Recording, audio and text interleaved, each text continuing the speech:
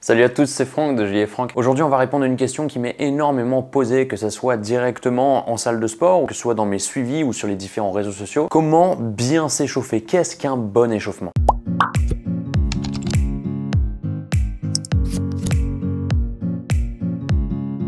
Alors sachez avant même d'aller plus loin qu'il n'y a pas un échauffement type qui est meilleur que les autres, mais en gros peu importe votre manière de vous échauffer, il faut que ça coche à peu près toutes les cases que je vais citer dans cette vidéo. Je pense que quand on parle d'échauffement, on peut directement dire que c'est la partie la plus bâclée, peut-être avec le stretching, mais la partie la plus bâclée dans l'entraînement. On le connaît tous, ce gars qui agite 3 fois les bras puis qui passe directement sous une barre de développé couché et c'est quasiment genre 80% de sa charge de travail. On a tous comme ça des exemples au quotidien dans notre salle de sport de personnes qui bâclent complètement cette étape de l'entraînement qui est pourtant capitale. Et même on a tous notre exemple aussi dans la salle de sport de cette personne qui fait des trucs chelous au fond de la salle qu'on comprend pas très bien et qui en fait est lui le seul gars ou la seule fille qui sait s'échauffer correctement. Alors déjà on peut diviser notre échauffement en deux parties bien distinctes. Il va y avoir d'abord la partie échauffement général du corps, puis ensuite la partie échauffement spécifique. La partie échauffement général, c'est la partie qu'on pourrait faire limite dans toutes nos séances de manière identique au début de séance, avec quelques petits détails près. C'est quelque chose qui ne dépend pas exactement de l'activité que vous faites, mais que vous pouvez faire de manière générale, comme son nom l'indique. Et la partie spécifique, elle dépend complètement de l'activité que vous allez faire et de vos points faibles. Cette partie spécifique est spécifique à vous et à votre activité. Alors déjà, cette première partie, la partie générale, quels en sont les objectifs? 1. La montée en température du corps. 2. La préparation du système neuromusculaire. Et 3. La préparation du système cardio-respiratoire. Donc ça, c'est les 3 cases qu'on doit réussir à cocher avec cette partie de l'échauffement. La montée en température du corps, en fait, c'est surtout pour la partie articulaire et nerveuse. Faut voir un petit peu vos articulations comme une articulation mécanique qu'on pourrait retrouver sur une voiture, par exemple le moteur d'une voiture. Sachez que dans quasiment toutes les voitures, le moteur baigne dans l'huile pour éviter les frottements, pour fluidifier le mouvement. Et c'est exactement pareil pour vos articulations. Vous avez une huile qui est comprise dans votre articulation qu'on appelle le liquide synovial. Et comme toute huile, elle n'a pas les mêmes propriétés mécaniques en fonction de sa température. C'est ce qu'on appelle la viscosité. Elle a une température à laquelle elle a une meilleure viscosité et donc elle limite au maximum les frottements. C'est sa température optimale de fonctionnement. Sur toutes les huiles moteurs que vous mettez dans les voitures, sachez justement qu'on choisit l'huile, notamment, pas que ça, mais en fonction de sa viscosité pour le moteur qu'on a. Père Castor, raconte-nous une histoire. Et donc pourquoi tu me parles de tout ça? Parce que c'est exactement pareil dans notre corps. Notre liquide synovial, quand il est à froid, il a des propriétés mécaniques qui sont différentes. Il va être beaucoup moins liquide, beaucoup plus solide, donc il ne va pas forcément servir à améliorer nos capacités de mouvement, mais il va servir d'amortisseur. C'est normalement quand il est à froid, comme quand notre corps est à froid, on n'est pas prêt à faire des efforts, donc ce qui va nous arriver à ces moments-là, c'est plus de l'ordre de la surprise ou de l'accident, et donc à ce moment-là, il va servir limite un petit peu d'amortisseur dans notre articulation. Ce qui est très bien en soi. Seulement, nous, on n'a pas besoin de ça. On a envie justement qu'il lubrifie l'articulation, qu'il limite les frottements et qu'il nous permette de performer. Et donc, pour ça, il va falloir échauffer ce liquide synovial et donc monter un petit peu en température. D'où l'importance de monter en température. Et cette montée n'a pas des intérêts qu'au niveau articulaire, mais aussi au niveau nerveux et même au niveau musculaire. Donc, sachez que c'est très important que votre corps monte un petit peu en température. Pour cet aspect de monter en température, il y a pas mal de choses différentes que vous pouvez faire. Déjà, dans ce que je vais vous proposer, de base, votre corps va monter naturellement en température, mais de manière optionnelle, on peut rajouter du cardio dans notre échauffement, que ce soit du vélo, que ce soit du rameur, avec une intensité progressive et légère, juste pour cet objectif-là dans un premier temps. Alors, c'est de manière optionnelle, je le précise bien, parce qu'on peut réussir à monter en température sans l'utiliser. Maintenant, il y a des gens qui préfèrent ça. Donc déjà, on peut mettre du cardio quelque part dans notre échauffement. Pour le reste, la première chose que je vous inviterai à faire, c'est de la mobilisation articulaire. Et là, je ne parle pas de mobilité, je parle bien de mobilisation. L'objectif de cette partie-là, c'est un petit peu un dérouillage en quelque sorte, c'est de faire bouger les articulations dans tous les plans pour sortir de l'endormissement corporel que vous aviez et revenir un petit peu dans un état d'éveil, un état de performance. Donc là, c'est quelque chose que vous avez tous fait au collège, au lycée, etc. En début d'échauffement, quand on était en EPS, on venait bouger toutes les articulations de haut en bas ou de bas en haut dans tous les plans différents en faisant de grands mouvements, juste pour mobiliser son corps et le mettre dans un état d'éveil. Moi, dans le passé, j'ai été scout, même ça peut en faire rire plus d'un, et pendant cette période-là, en fait, on avait quelque chose le matin qu'on appelait justement le dérouillage. Au moment du réveil, vraiment quand on sortait de la tente le matin, il y avait quelqu'un qui guidait tout ça et on allait courir et bouger dans tous les sens juste pour dérouiller son corps et le mettre dans un état d'éveil. Ce qui en soi, sur le papier, pouvait paraître un petit peu bourrin, mais physiologiquement, ça a du sens quelque part. En deuxième, dans votre échauffement, enfin ça dépend si vous avez fait ou non de cardio, mais en deuxième, je mettrais là la mobilité. Il faut bien faire la distinction entre la mobilisation et la mobilité. La mobilité, à ce moment-là de la séance, a pour objectif de regagner une belle amplitude articulaire et de limiter les contraintes.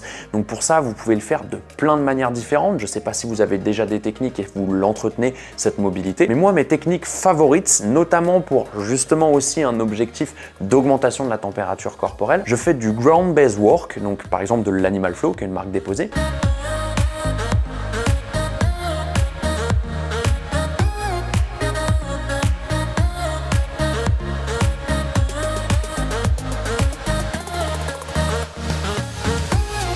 Et je fais aussi des CARS, Controlled Articular Rotation. Pour moi, ces deux techniques d'entraînement sont vraiment optimales car elles mobilisent le corps sur de grands plans de travail et en plus elles le mobilisent sous tension musculaire. Donc c'est absolument tout bénef si on l'intègre dans un échauffement. Sachez que la mobilité à l'échauffement, ça a plein d'intérêts, mais la mobilité en général, c'est vraiment primordial. Or, la plupart des gens le délaissent, c'est normal. On est plutôt motivé pour aller faire nos entraînements où on doit forcer, où c'est challengeant.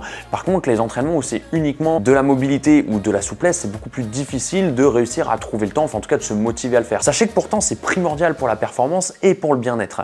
Et donc ce petit moment en début de séance, imaginez que vous n'ayez pas le temps ou vous n'arriviez pas à trouver le temps pour faire de la mobilité dans votre semaine, c'est donc ultra intéressant d'en avoir doublement dans l'échauffement. Sorti cet aspect mobilité, on va avoir la partie activation musculaire, agoniste-antagoniste. Alors là ça paraît un petit peu chinois quand on le dit, mais vous verrez c'est très simple.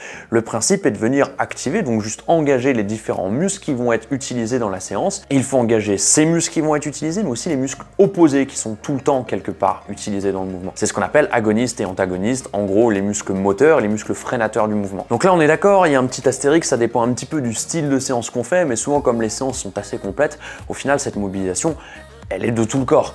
On imagine que, je sais pas, je vais avoir des mouvements de haut de corps et du bas du corps. Je vais donc avoir de l'activation des chaînes de poussée et de tirage, que ce soit à l'élastique, au poids de corps léger facile. C'est vraiment des choses faciles à faire en début de séance. Et aussi de l'engagement au bas de corps, que ce soit la chaîne de poussée, plutôt de la chaîne antérieure, ou de la chaîne de tirage, la chaîne postérieure, comme vous le sentez. Et donc là, on arrive à la fin de la partie de notre échauffement général. N'oubliez pas que vous avez encore, comme je l'ai dit tout à l'heure, la partie cardio. Vous pouvez ajouter à ces différentes étapes un petit peu quand vous voulez dans ces étapes. Et ensuite, on arrive sur la partie spécifique de notre échauffement, qui la dépend uniquement du training qu'on fait et de qui on est. Elle va avoir deux objectifs: activer les différentes zones dont vous avez besoin, musculairement parlant je parle, et préparer spécifiquement à l'activité que vous allez faire. Donc qu'est-ce que c'est que ces zones qu'on doit activer qui ne dépendent que de nous? La plupart du temps, ce sont les zones où nous sommes le moins forts, les muscles où nous sommes le moins forts, ou et les deux ça marche en même temps, les zones où on a le plus de risques de blessure. Donc ça paraît un petit peu flou comme ça, mais en fait vous allez voir, je vais vous le présenter, c'est beaucoup plus simple. On a tous des petits points où ça nous arrive d'avoir mal, des petits espaces où c'est douloureux, on sent même que ça peut partir en blessure facilement. Je sais pas, peut-être que quand vous squattez, vous sentez des tensions dans le bas du dos,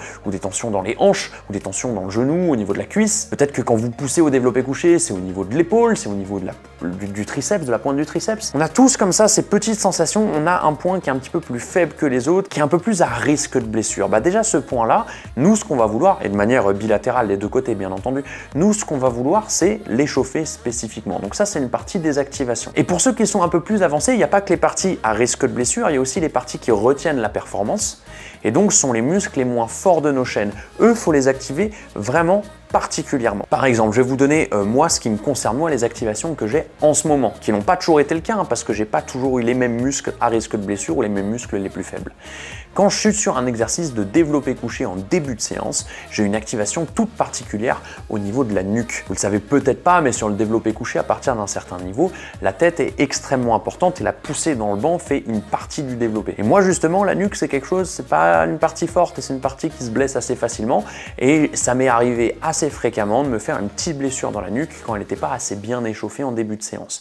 Donc j'ai toute une petite partie de mon échauffement à ce moment-là de la séance qui va être du travail de nuque. Mais je vais aussi avoir sur cette partie de développé couché, par exemple, du travail de dos aussi.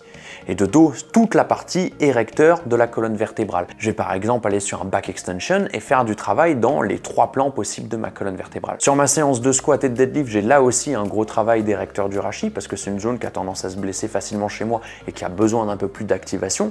Mais j'ai aussi un gros travail de moyen fessier car en chaîne, il manque un petit peu de force et il crée des déséquilibres musculaires qui peuvent eux aussi ou limiter ma performance ou me blesser. Donc là, je peux que vous donner mes exemples à moi parce que ça dépend complètement de ce que vous faites, mais sachez que c'est important justement de localiser quels sont vos points faibles, où est-ce que vous risquez d'avoir mal et de prêter un petit peu plus particulièrement de l'attention sur ces zones pendant votre échauffement. Et la dernière partie, c'est de préparer spécifiquement votre corps à ce que vous allez faire comme exercice. Et dans ce cas-là, ce qu'il y a de plus simple, c'est quand même de faire une montée en charge, en tout cas en musculation. Donc de faire spécifiquement l'exercice que vous allez faire avec des barres légères et progressivement de plus en plus lourdes. Sachez que c'est aussi important à partir d'un certain niveau de comprendre un peu plus les engagements de notre corps sur les exercices qu'on va faire. Que ce soit les groupes musculaires sollicités, les plans de travail sollicités, ou encore les compétences physiques. Est-ce un exercice de puissance? Est-ce un exercice de force? Est-ce un exercice de vitesse? Qu'est-ce que j'ai besoin à la fois niveau neuronal et à la fois niveau musculaire? Et sur cette montée en charge, la petite astuce que je peux vous donner, c'est la barre de potentiation. Notre corps a des brides naturelles et en fait, nous, ce qu'on veut parfois, c'est faire sauter cette bride pour produire un peu plus de puissance. C'est l'objectif de la potentiation. Imaginons que vous allez sur une première série de travail, vous allez chercher à faire par exemple, je sais pas, 10 squats à 100 kg. Eh bien, votre dernière série de chauffe, c'est ça la barre de potentiation, ça peut être une répétition seulement, par exemple à 115 kg au squat. Vous êtes largement capable de le faire et le fait de faire cette répétition à 115 kg, très vulgairement, ça fait dire à votre corps, mais en fait les 100 kg c'est facile et je peux produire de la force, je peux y aller tranquillement parce que je suis largement capable de le faire à 115. Et c'est une idée qu'on peut réussir à mettre en place sur énormément de travail et notamment si vous regardez nos stories, Julie et moi, on termine la plupart de nos échauffements, ça dépend des blocs de travail, mais la plupart de nos échauffements, on les termine par un single facile, c'est-à-dire une rep facile à faire et elle sert à la fois pour conserver de la force, pour conserver des acquis qu'on avait des précédents blocs, mais elle sert aussi à potentier notre première série de travail. Bon, ça commence à faire pas mal d'astuces, on voit une vidéo bien complète et maintenant vous avez une vision d'ensemble de ce qu'est un bon échauffement. Encore une fois, il peut y avoir des trucs en plus, il peut y avoir des trucs en moins, pas beaucoup, mais il peut y en avoir. Et donc là, ça va dépendre de vous et de ce que vous avez envie de faire. Dans une prochaine vidéo, je vais donner des exemples de CARS, j'en ai parlé dans cette vidéo, des exemples de CARS et des exemples d'Animal Flow, histoire que vous ayez des choses, vous puissiez vous en inspirer pour vos différents échauffements. Ça arrivera bientôt. J'espère sinon que cette vidéo vous a plu, j'espère que vous avez appris des trucs et que vous êtes prêts à changer un petit peu votre routine grâce à ça. On n'oublie pas que Julie et moi, on propose à côté un online cours sur la relance du métabolisme. N'hésitez pas à aller voir ça, on met toujours le lien en description. Si jamais ça vous a plu, vous savez comment ça marche, on lâche le petit pouce, on partage la vidéo, on lâche un commentaire, on s'abonne, c'est ça le plus important. Et sinon, Julie et moi, on vous dit à dans 2 semaines. Salut tout le monde.